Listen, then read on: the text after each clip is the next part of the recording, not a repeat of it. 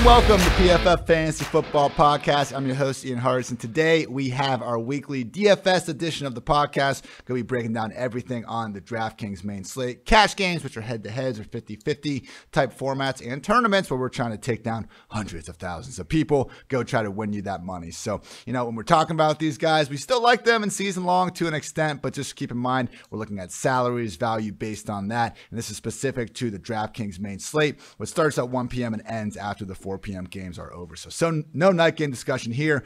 Please feel free to check out our injury pod, which will be out Friday night, Saturday morning for updates there. And then also we have myself and Dwayne McFarland's game-by-game breakdown looking ahead to week 8 that was released on Wednesday. And finally, had a great conversation with the Athletic's Jake Seeley about some bigger overall topics that you can find as the Thursday edition of this podcast. So with that in mind, and that said, let's welcome on the guy that's always here, PFF's own Andrew Erickson, the prop prophet, the guy can't miss lately. I think he's doing a pretty good job with our lineup construction as well. Andrew, how's it going, my friend?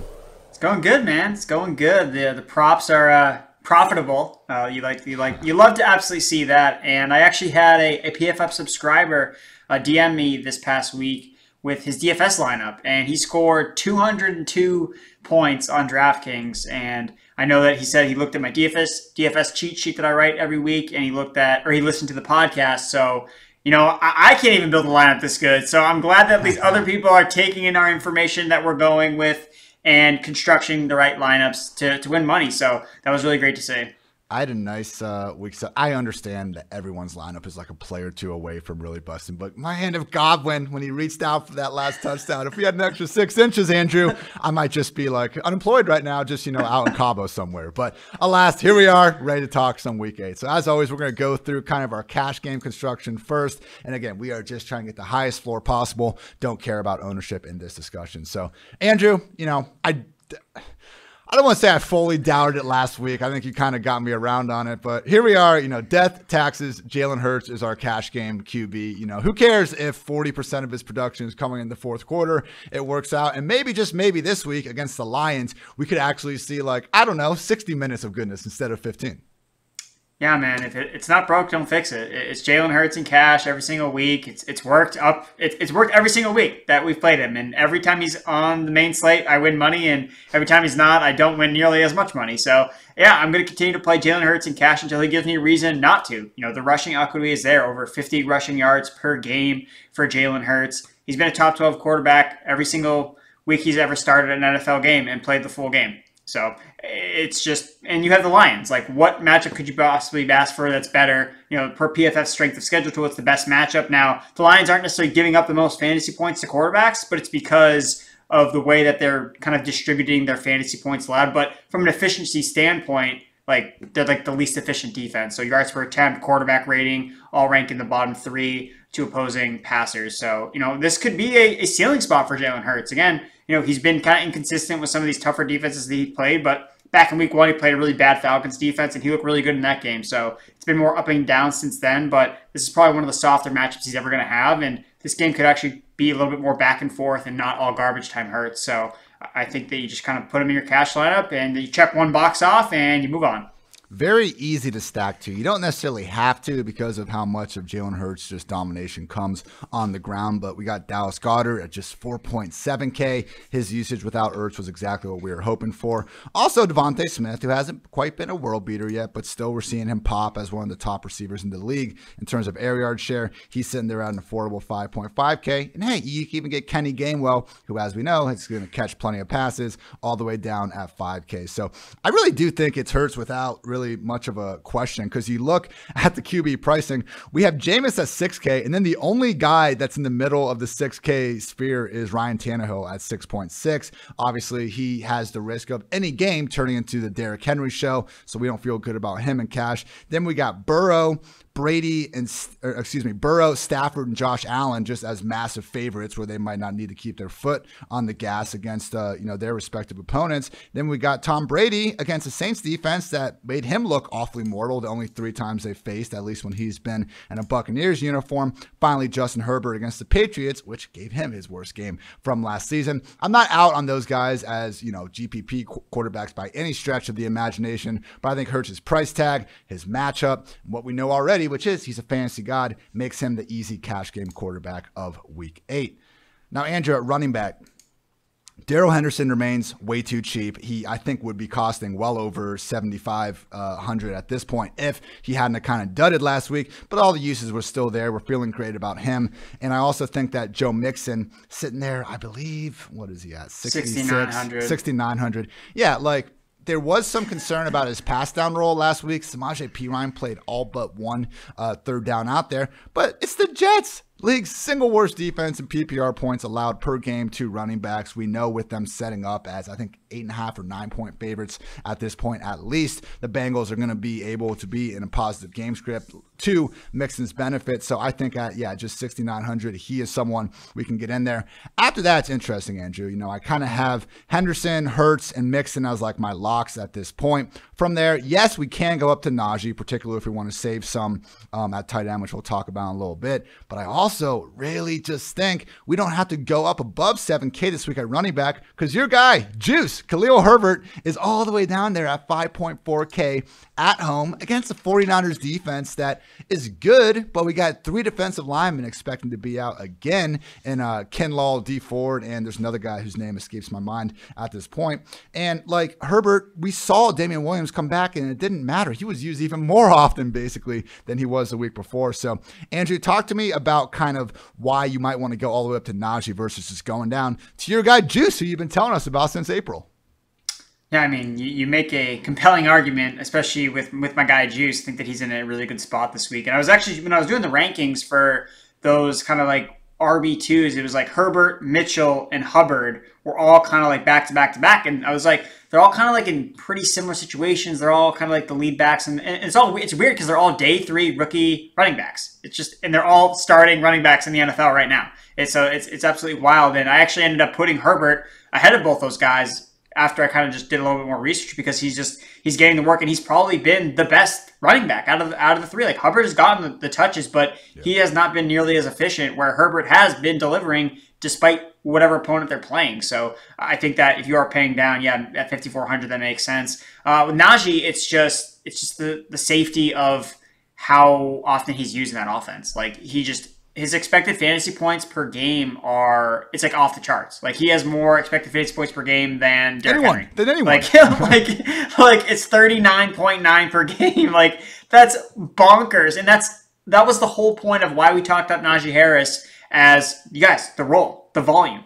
This is why it doesn't matter who's blocking because he's going to touch the ball so many times it doesn't even freaking matter. And that's exactly what we're seeing. So I know we talk about this rookie bump thing. I mean, is there a rookie bump for Najee Harris? Can he see even more touches? Who knows? But I just think that he has such a safe projection, especially in PPR, where he's getting peppered with targets. There is no Juju, so does he now see more targets consistently without that safety valve underneath in Juju Smith-Schuster? I just think Najee Harris is, if you can find the finances, Joe Mixon, the only thing with him is, again, you mentioned, Perine does get involved. He's not involved in the passing game nearly as much, so I don't know if things go weird in the Bengals game and they're not, there's a turnover and they have to throw, they're behind or something like that. That always happens. You can get game scripted out potentially with Mixon, but with Najee, it just doesn't even matter.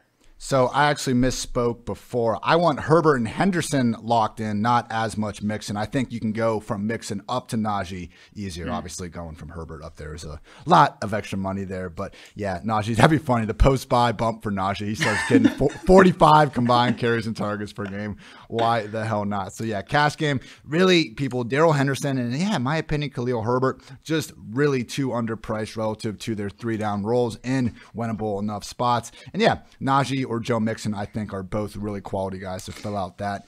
Andrew, are we making a mistake by not talking about Derrick Henry? I mean, it's just a question we need to ask every single time he's on the main slate. I think we're fine with these values.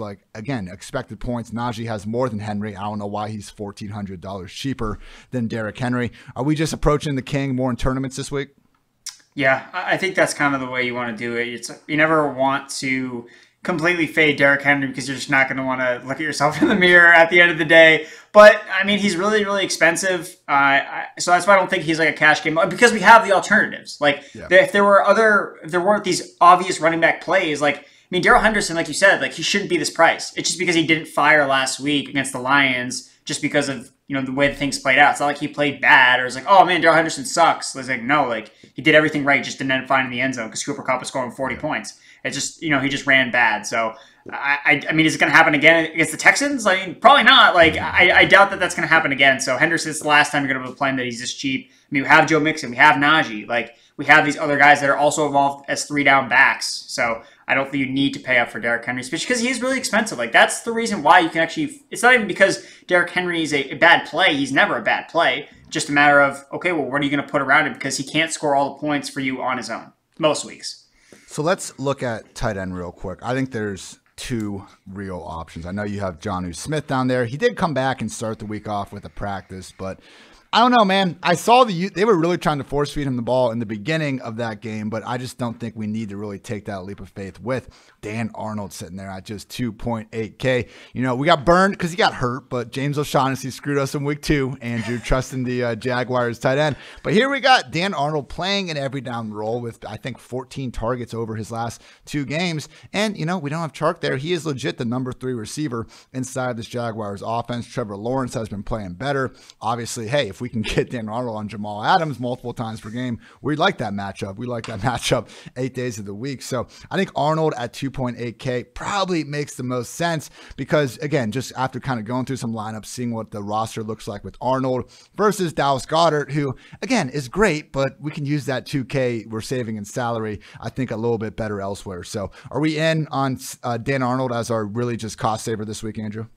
Yeah, I did the same thing as you. I first put in Goddard with Hurts, and then I was like, this is a luxury. I'm paying up for Goddard. Probably don't need to do this, especially, I mean, Goddard didn't really see that many targets last week either. I mean, he made it off efficiency, so it's always not necessarily worth it to pay the extra $2,000 for a tight end when, I mean, you could see Arnold and Dallas Goedert basically putting up the same production. So, yeah, I think Dan Arnold makes a lot of sense. I mean, I still really like Johnny.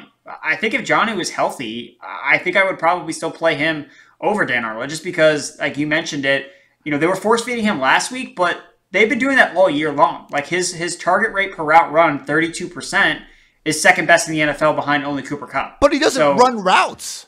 Well, that's what I mean. But when he's on the field, he's getting the ball, and he's starting to see his routes increase. Like he was running more routes in the beginning of that game, and then he got hurt. So, I mean, I think the matchup is also really good against the Jets. Like the Jets are one of the worst teams against tight ends. So that's where I think he has an edge over Dan Arnold. I hear you, man. I just wonder if we're looking a little bit too much into a 17-snap sample from last week. He had a combined 4 targets the 2 previous weeks. No, but even before, like in the prior games before that, he had a really high target rate. But he had a high target rate because he ran like 18 total routes. I mean, at some point we need the volume. I mean, I understand that we can have, like, that's why all the Eagles run, like the Miles Sanders thing, which I'm not going to sit here and say that I expected Sanders to get hurt last week. But when you looked at his rush attempts, it's like, okay, when you look at the percentages, it's all great. But when the percentage is out of 10 total attempts, I don't care if he's at 90%. Give me the guy that's at 60%, but there's 25 attempts involved. So he's 2.8K. He's a punt at tight end. I see what you're saying, but I just think Dan Arnold is the one that, like, objectively, if we just had to go raw projected points, Arnold should be projected for more than Jonnu. Probably, yeah. So it's an option. Dan Arnold, Jonnu Smith, whatever you people want to do, you can make your own opinion. It's 2.8K. It's not changing the rest of the lineup. So with that in mind, defense for saving money with the Washington football team, I think they are the clear play in cash. 2,100. Like, people, they just look at the quarterbacks they've played this year. That's kind of been the major issue for them. They've had to face Packers, Kansas City, the Saints, and the Falcons in the last 4 weeks, and they've still scored 7, 8, 5, and 6 fantasy points in those games. So number 3, I believe, in pressure right now. And look, they're bad. They're obviously not the world beaters we thought they were to start the year. But when you look a little bit in the advanced stats, we got the Washington football team, the second best defense in contested target rate, 28th in passing touchdown rate allowed. So I think now that they're facing a bad banged up version of Teddy Bridgewater. This is where we could see them, maybe get a little bit of that good old regression and make them, again, not a world beater, but at least an average defense. And when they're the second cheapest unit on the slate,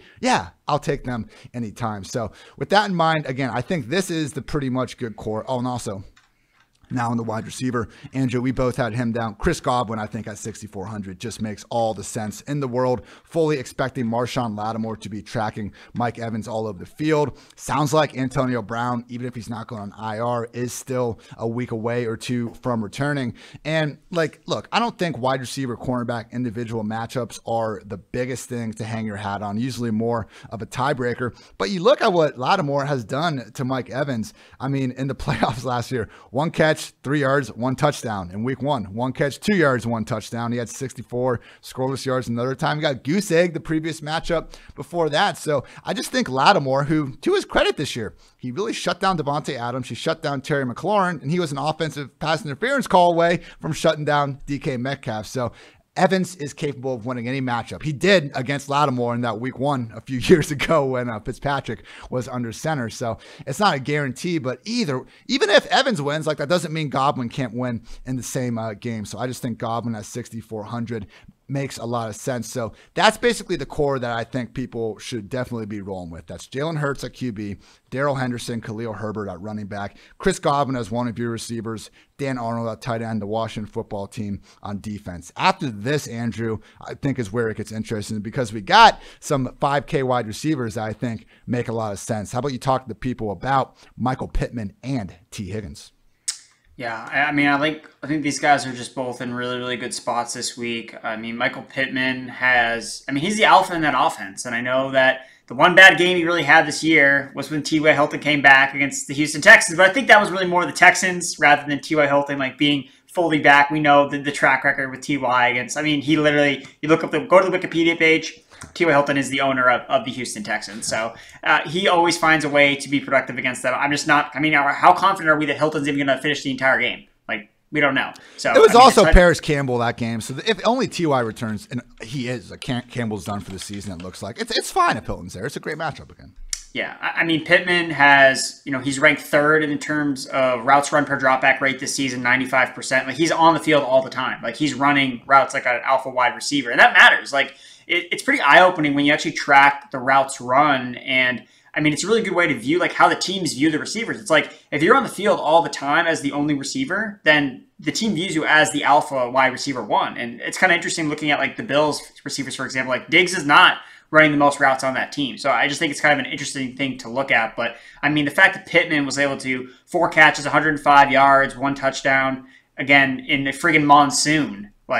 Dude, against the 49ers, he's going to be able to ball out against the Titans, 5th most fantasy points allowed to wide receivers over the last 4 weeks. He's got 12 targets against them when they played in week 3. So, and I'm pretty sure he balled out against them last year too. So I think Pittman is just way too cheap where he is at 5,300. Also, real quick with Pittman, because I remember I actually somewhat misspoke on the breakdown pod talking about him, where I didn't love the thought of really just prioritizing him in lineups. And I've come around on that because one of the listeners of the pod, and always appreciate your feedback, brought up just on a tweet hey, it's worth noting that last week, he only had 4 official targets, but he drew 3 defensive pass interferences and was far more involved downfield than maybe just that box score would suggest. So it's a great point there. And this is a matchup where Carson Wentz probably will be have to throwing a little bit more than usual to keep up on the scoreboard. So all great points with Michael Pittman. And then Andrew, T. Higgins. This is just the most natural bounce back spot of the freaking season.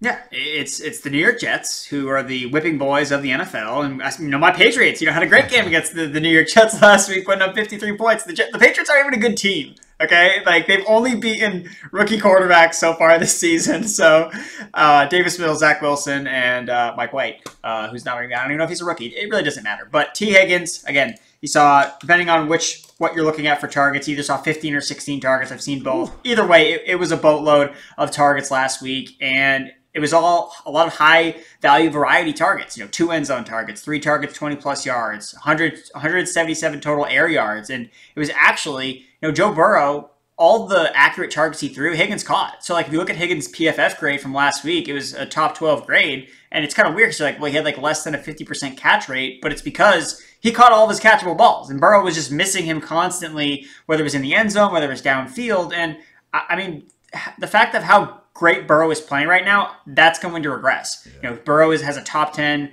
completion percentage this season, so I just don't think it's going to continue for them to not connect. I mean, Higgins has a 30% target share over the last 3 weeks, and the Jets, yes, they've not given up a lot of fantasy points to wide receivers, but that's not an indication of their talent in their secondary. Their PFF 6th worst coverage grade this season. They've just been giving up points to the running back. I mean, it's basically your weapon of choice when you face the Jets, and it's just been running backs for the most part. But I mean, we're going to see at least either Chase or Higgins have a big game against New York. Joe Burrow has been one of the more efficient passers this year. That's really how he's been getting it done. It's not been on a lot of volume. It's been on efficiency. So Higgins has been getting the volume, and I feel so comfortable going back to him this week because it doesn't feel like I'm like chasing this not talented air yards guy or some fringy player. Like, I'm chasing a talented player that's getting a ton of opportunities that I think is going to cash in.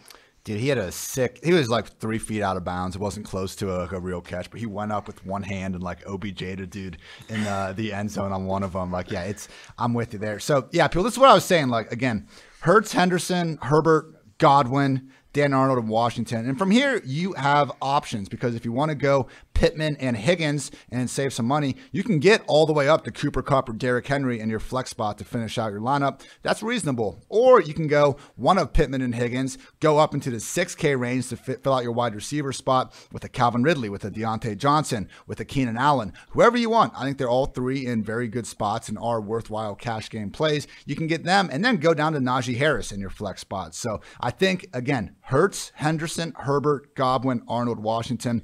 That's your core, and then feel free to go Pittman, Higgins, or go up in the 6K range, and that's going to allow you to go from either Najee or up to Henry or Cooper Kupp. Do you think that's a pretty fair roster construction strategy, Andrew? That's what we're trying to do here, right? We're trying to teach them how to fish. We're not just trying to give them the fish.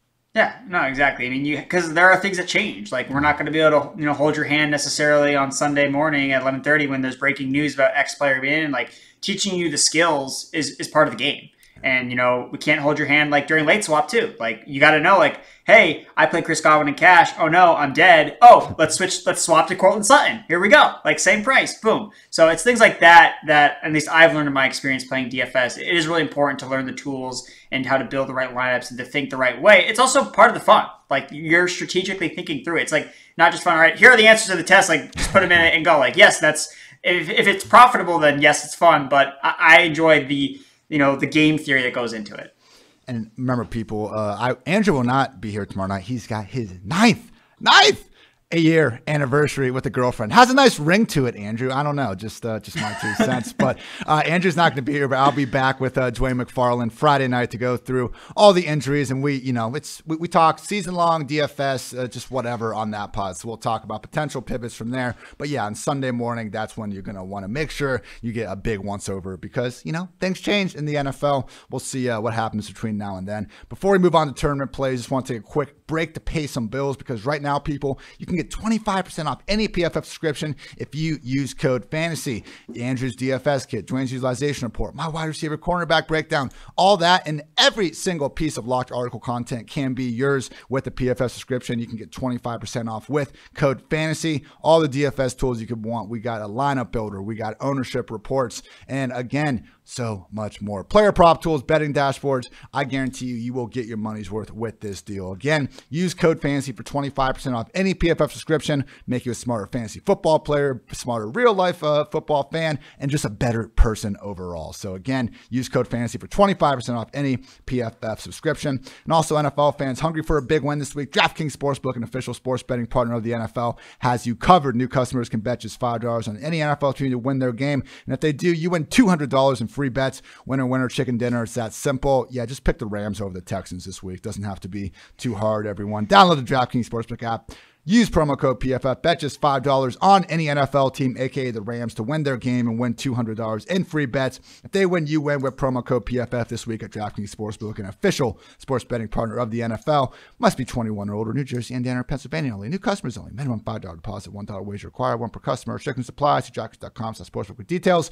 Gambling problem? Call 1-800-GAMBLER. And also, whether it's football success or financial savvy, the right questions help set the stage for winning strategies. Western and Southern is teaming up for PFF's very own Chris Collinsworth to share insights that can help put you ahead on both your fantasy and financial scoreboards. Want to hear about Chris's old playing days or behind the scenes with Al on Sunday Night Football? How about a need to know for your financial future? Now you can ask about either or both, and every football or financial question you ask earns you a chance to win a catered party for February's big game. So check out the Chris Collinsworth podcast, which myself and Dwayne McFarland appeared on Thursday. You can catch that as a part of PFF's podcast network and Western Southern's Instagram for answers to the best questions each week. Submit your questions at westernsouthern.com/askchris. One more time, that is westernsouthern.com/askchris. If you're watching on YouTube, check out the link in the description below. Remember, at Western Southern, you can rest assured on game day. And finally, people, it's football season. You know what that means? It means we're going for two here with the sponsors of today's show, Manscaped. Blitzing through hairs has never been easier, and it's time for you to join the 2 million men worldwide who trust Manscaped by using code PFF at manscaped.com for 20% off and free shipping. 3 and out the window with all other trimmers. Now go tame that Wildcat offense. Again, 20% off and free shipping with the code PFF at manscaped.com. That's 20% off with free shipping at manscaped.com and use code PFF. So, Andrew, a lot of different routes to go in tournaments this week. There are some salary savers. You know, we got Tyler Johnson down there at 3,100. Jamal Agnew, whose nickname is Jamal Swagnew, which I found out the other day, which I'm a big fan of. You know, you can save some money there. Michael Carter's at 4,900 for the Jets, coming off the nice workload bump. So I do think maybe going the kind of rags and riches would be a little bit contrarian because of just how much value there is in the middle tiers of all these positions. But hey, you know, I do think there's also spots where you can just go a little bit more contrarian with the specific middle guys you're picking. So let's start things off with the quarterbacks, because you like the idea of maybe paying up and getting the most expensive one on the slate, Josh Allen. Yeah, I mean, he's the best quarterback in fantasy right now. I mean, after Patrick Mahomes kind of didn't play super great last week, you know, his fantasy points per game, you know, fell off a little bit, and he fell outside the QB1, and now it's Josh Allen. You know, Josh Allen has been by far the most productive quarterback when you look at expected fantasy points per game. Like, he is well above every other player. It's by 5 points, basically. So that's what I'm looking for. You're looking for those gaps, you know, because we can, you know, from the naked eye, you kind of bucket Josh Allen and the other elite quarterbacks kind of together. But when you actually look at the numbers, you're like, oh, wow, like he's actually significantly way better, or he should be way better than those other guys. And I mean, what else could you ask for? The matchup is great. Miami's allowed the most passing yards over the last 4 weeks, 334 per game. And it's not like they've played like the most elite offenses. They've played, you know, just kind of like average offenses, and they've just been reeling. They just have not been good on defense, despite the fact that, you know, they have some talented cornerbacks. It just has not mattered. You know, it's just been so easy to score on them. I mean, they're a bad team right now. They're just not a good team.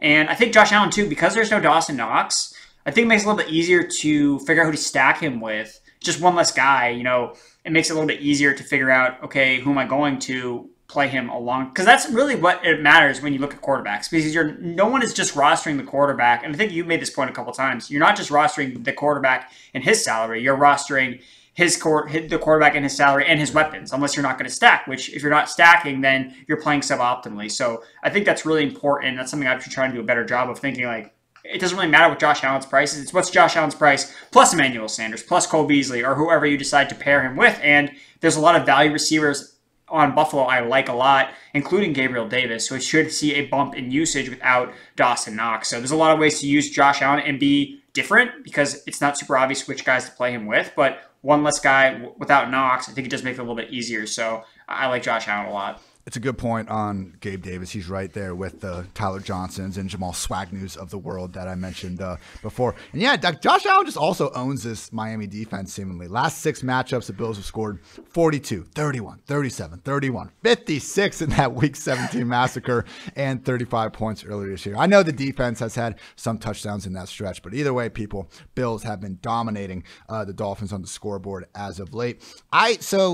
Again, I don't think you need to get off Hurts and Cash. The 2 cheapest quarterbacks that I do like this week, though, are Carson Wentz and Trevor Lawrence. And they got affordable stacking, guys, as we talked about. You can go with Wentz and Michael Pittman. Bring that back with A.J. Brown pretty easily. Maybe even Julio Jones. We got to see how that hamstring's doing, as always. But I don't think that Julio's going to be quiet forever. Might not be a bad tournament play. And also, with Trevor Lawrence, two of his three like truly good games of the year, like him grading out as a top 12, top 13 passer, did come in 2 to 3 weeks before their bye. So you can get Lawrence with Marvin Jones, maybe Laviska Shenault, maybe get really crazy and go with Swagnew. Hell, even bring it back with like DK Metcalf, who, yes, I know it sucks with Geno Smith under center, but as we saw, it just takes 1 or 2 targets for him to really pay off in a big way. So want to go cheap. I think Wentz and Lawrence can offer some, interesting spots. And like we talk about, I think a real easy way to just start building your tournament rosters is look at who are the chalkiest running backs on the slate and then basically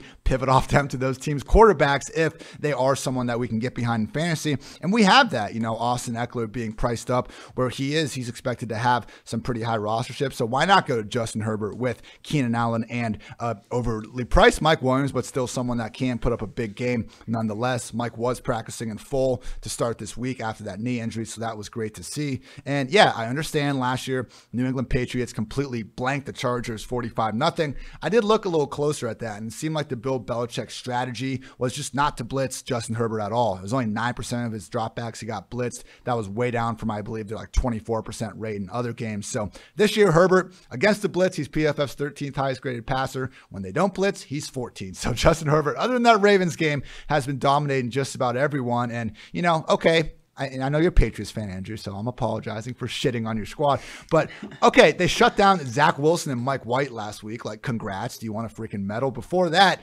Dak threw for the most yards anyone has against the Bill Belichick defense. And then Davis Mills went for 303 tutties the week before. So Herbert with well-rested versions of Keenan and Mike Williams could be a real fun tournament stack. And then finally, with Derrick Henry at the top, why not go down to Ryan Tannehill and AJB? And like with Tannehill, man, it's just been more of a volume thing. Like last week, we talked about playing him, and yeah, like Henry got shut down. It was supposed to be the great Ryan Tannehill game, but they just beat the Chiefs by 24 points, so didn't quite work out there. Moving on to running back, Andrew. See, I'm not totally hating on the Patriots, though, because I'm with you. Damian Harris, even though they're not favored this week, like if there is one team in the league that we can feel good about, like an early down grinder facing, it's this Chargers defense. Yeah, I mean, the Chargers are the anti-Bucks. They're the run funnel defense, and they just want teams to run all over them, and they just don't want people to throw against them. And I think that the Patriots will take that invitation to the game, and they're going to use Damian Harris. So the reason you wouldn't find Damian Harris, though, in like a cash game build, even though the matchup is really good, is because, like you said, like Justin Herbert and the Chargers could get a lead, and then Damian Harris is dusted, and he's basically a zero, because it's going to be the Brandon Bolden show, which I just cannot believe we continue to see every single week. The guy just get peppered with targets when they're up by like 40 points. Brandon Bolden has like 6 catches. It just does not make any sense and just blows my mind. And that's also another thing too. Like Belichick sometimes does stuff with his backfield. Like, we all thought Ramondre Stevenson could be like a sneaky play last week against the Jets. Oh, he's inactive. Oh, JJ Taylor, 2 touchdowns. Like, they just do a lot of weird stuff. So you can't really ever play Damian Harris in cash, but it makes a lot of sense here in this spot. The matchup is really, really good against the Chargers. And we saw last week, Damian Harris had a great game against the Jets, another bad run defense. So he's affordable at 6,100, and this is the spot you want to play him. I think it makes a lot of sense to play him in builds with bringing back with some of these Chargers receivers. You think, okay, the Patriots are playing with the lead. Maybe Damian Harris gets up, they're throwing. Okay, you want to stack him with Mike Williams or Keenan Allen. I think it's not. I don't know if I'd full game stack this because it doesn't. I don't know if I would do quarterback and Damian Harris just because I don't know how that game script would necessarily work out. But I like the skinny stack approach with Damian Harris. Yeah, and with Harris, there's not really a more, I think.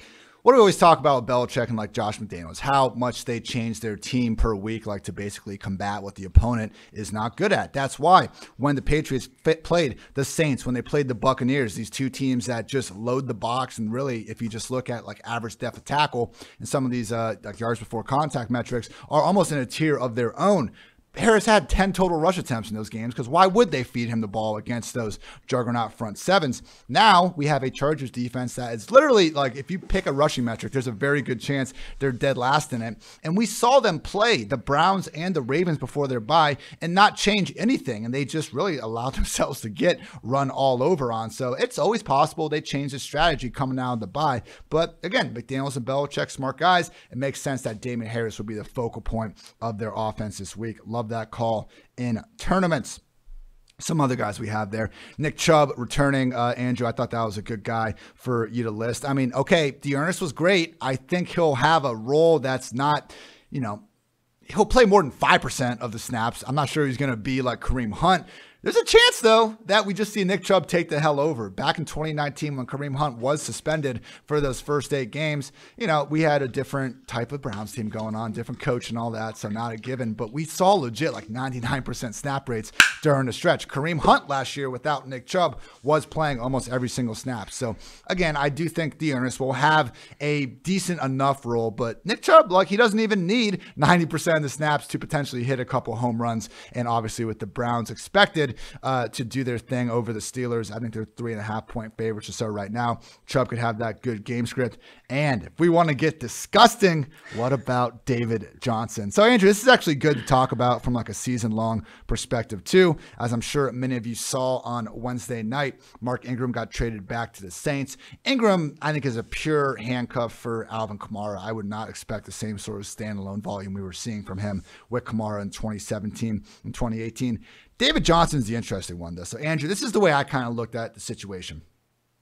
Before, we basically had a 3-back committee. Rex Burkhead does steal a couple snaps per game, but I think he's had 1 rush attempt the entire year and 2 catches. That's whatever. Take your 5 snaps, Rex. We don't really need to count him as part of the committee. So we had a 3-back committee with Ingram getting all the early down work. But David Johnson in recent weeks was playing with snaps north of 50%. He's cemented as the pass down back. Phillip Lindsay, I think, has played 2 total third downs all season. They do not use Lindsay as a pass down back at all. So now that Ingram is out of the picture, unless another party is added to the equation, which is possible, but for right now, we'll hope that that's not going to be a situation.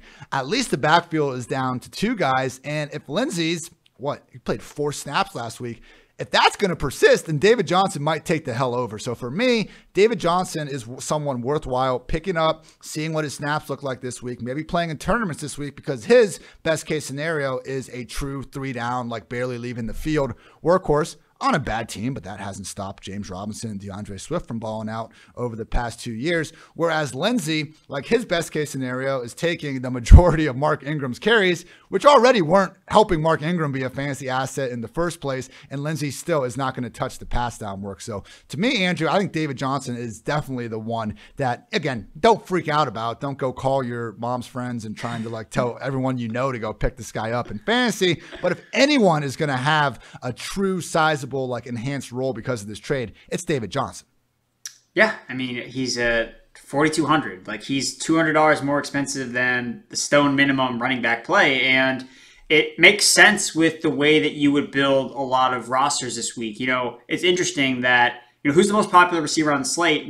Per the PFF projections, it's Brandon Cooks. And that's not because Brandon Cooks is, he's a good value because he sees a lot of targets, but it's because people are loading up on Rams because they know they're going to kill the Texans. And they're like, all right, I need to bring back, Brandon Cooks, lock him in. So instead of going with Brandon Cooks, you bring it back with David Johnson. That's what you would do. And I've learned this because a couple of weeks ago, I was really on Brady against the Dolphins. I liked his matchup and I double stacked. I hit on it. It was Evans and Browns, or Evans and Antonio Brown. I brought it back with Waddle, and that turned out to be the wrong guy to bring it back with because it was Gaskin that had this massive game.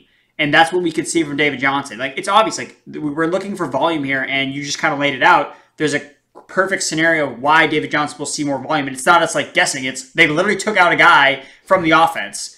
There are touches to be had. It's no guarantee, of course, because they can do weird stuff like teams do. But there's a lot of scenarios like that this week where we've eliminated running backs from backfields from 3 to 2.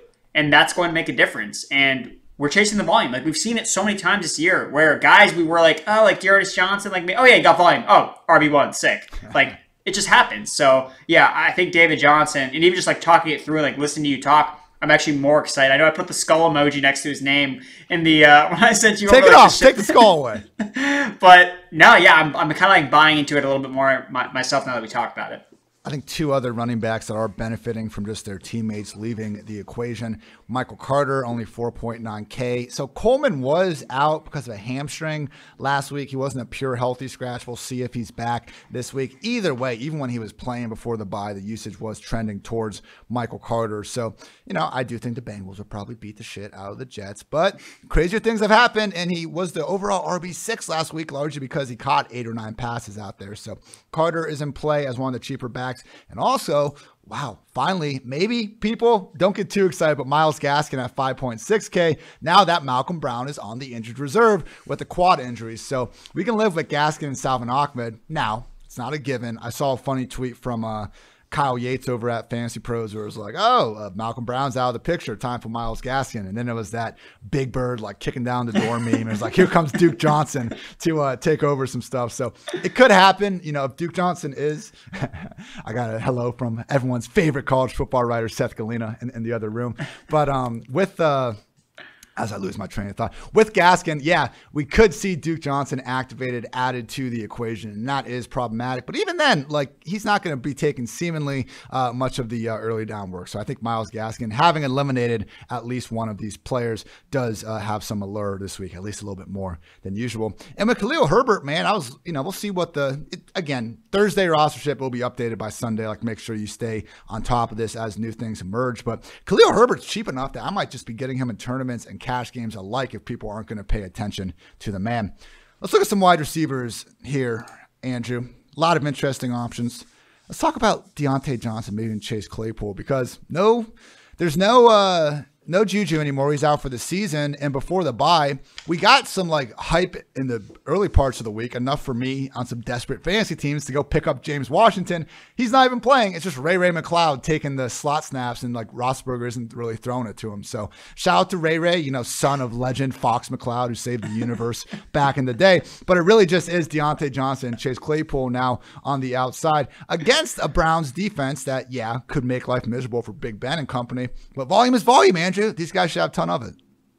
Yeah, looking in this tier, the lower 7K, upper price 6K range, I was trying to figure Ridley, DJ Moore, Deebo Samuel, Deontay Johnson. I was trying to figure out which of these guys would the most. And Deontay kind of stood out to me as the most guy I was kind of gravitating myself to. It's just because the targets are so concise with Ben Roethlisberger there again, and target rate per route run. It's only Devontae Adams and Cooper Kupp that are higher than Deontay Johnson at the wide receiver position. He's seeing very, very close usage to those guys. And those guys are 9K. They're so expensive. And I just don't think Deontay Johnson's top of mind coming off the bye week. Big Ben's his quarterback. But, okay, look at the other quarterbacks. Matt Ryan is good, but DJ Moore has Sam Darnold. Okay. Deebo Samuel has Jimmy Garoppolo / Trey Lance. Okay. And then Ben Roethlisberger. It's okay, yeah. They're all not great options. So, Big Ben could, for this particular game for 1 week, could Big Ben be the better quarterback out of all those three? Probably, yeah. So, I think Deontay just makes a ton of sense in the PPR scoring. That is DraftKings. The Browns have not been good against the wide receiver position. Third most fantasy points allowed to receivers the last 4 weeks. I know they didn't give up a lot of points last week, but I think that had a lot to do with the wind.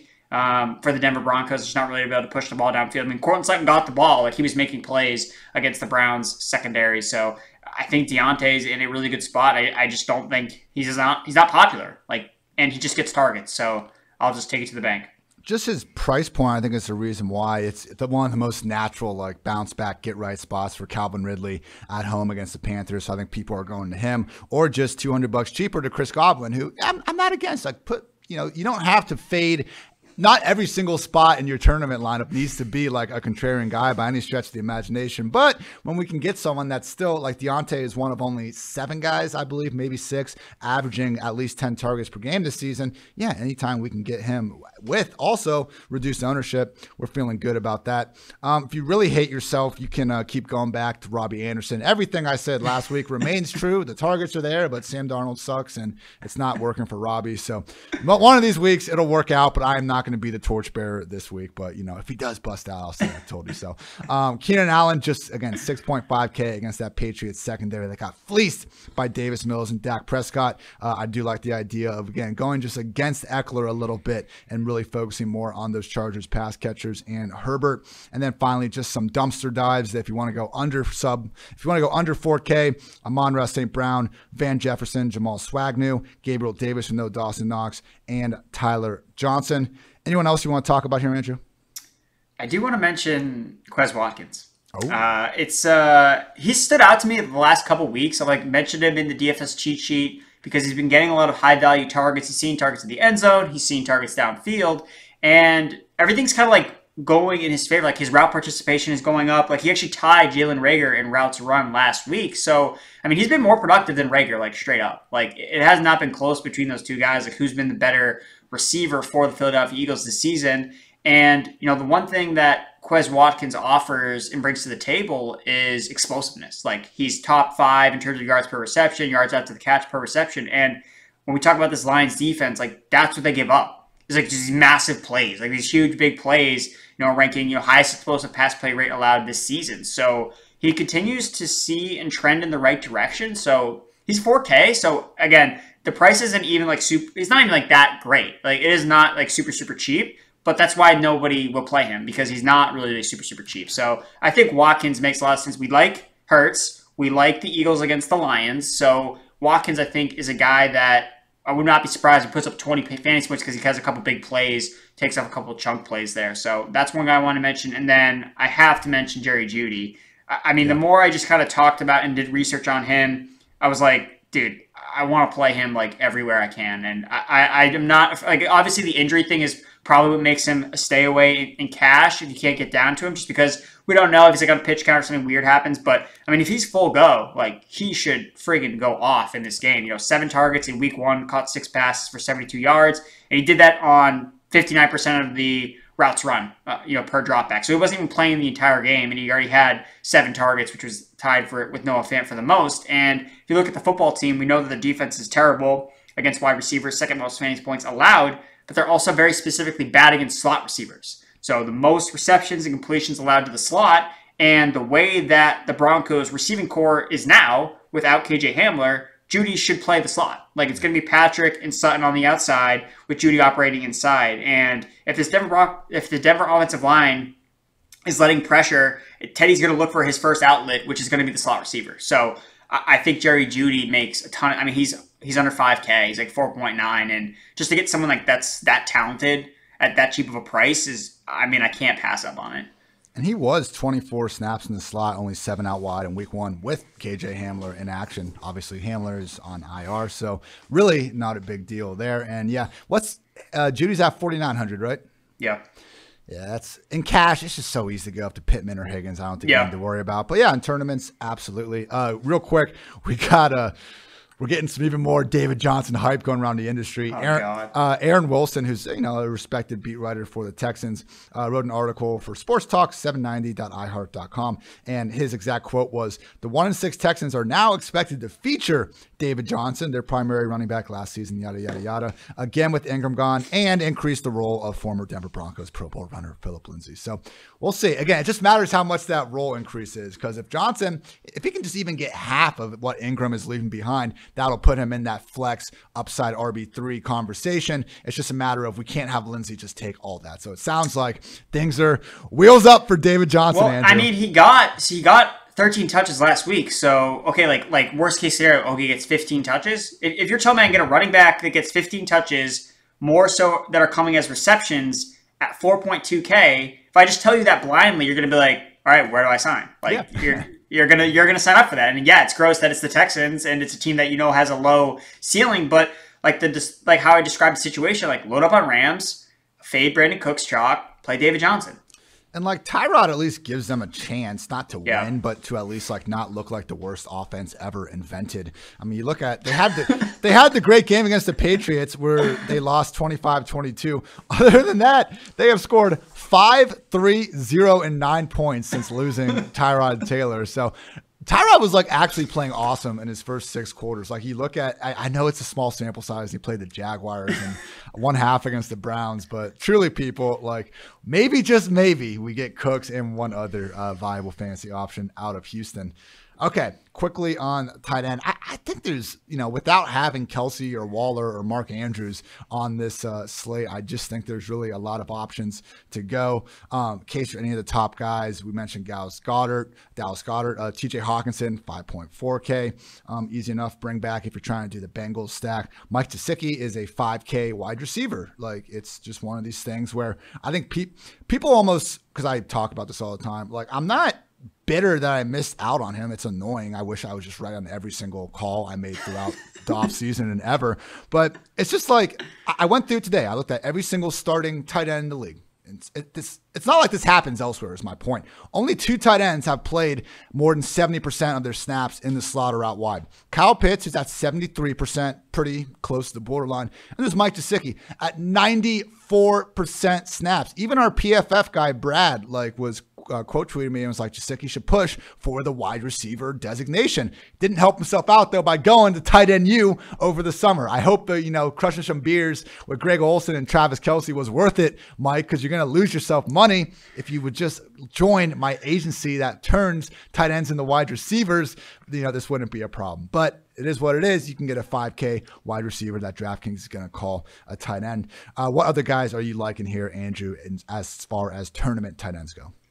So I think that Gronkowski the Tom Brady double stack obviously seems to work like every single week. It's just a matter of figuring out the right guys. And last week it was easy to pinpoint, okay, Brady, Godwin, Evans, Antonio Brown is out. Okay, great. And this week, okay, same thing, Antonio Brown is out. But now the pit, it seems, okay, you play Godwin and then you play Gronk with Tom Brady because Evans is going to get tied up with Lattimore. Gronk has touchdown equity. And he was the leader in fantasy points per game at tight end before he got hurt. So I think that Gronk makes a ton of sense with Brady stacks. And then probably my favorite tight end in the middle tier range is Higbee. The dude has played 100% of the snaps the past 2 weeks. He's running a route on 96% of Matt Stafford's dropback. This is the best usage you could possibly ask for any tight end. And to wrap it up in a bow, he's playing the Texans, the worst defense against tight ends. So I just think that this is the Higbee 3 touchdown game. This is the spot where he just breaks the slate. Tyler Higbee, the final word. It's going to happen at some point. Might as well be this week. Again, we mentioned how cheap that Washington defense is. I think there is room for some fun running back defense stacks. Again, we would expect in the most ideal situation possible, running backs, their team builds a lead, they dominate the other team's offense, and the running back gets to keep getting touches with positive game script late into the game. That's why the running back and defense stack is, arguably one of the more important ones to focus on when building some tournament rosters. So James Robinson and the Jaguars defense going up against Geno and company, you could imagine. Jonathan Taylor and the Colts going up against Tannehill and the Titans. Look, I think Henry and company will put up points, but again, Andrew, we just kind of want pressure. We do see times where Tannehill holds that ball a little bit longer than he should, and he starts kind of getting those 5-6 sack games. If the Jets could do it, I think the Colts could do it, maybe a couple times out of 10 if you ran the simulation. Khalil Herbert and the Bears against Jimmy Garoppolo. It's funny with Jimmy, he is the 3rd worst quarterback in both big time throw rate and turnover worthy play rate. So he's simultaneously not making anything resembling elite throws while causing more turnovers than just about anyone. So yeah, play this home defense running back combo. And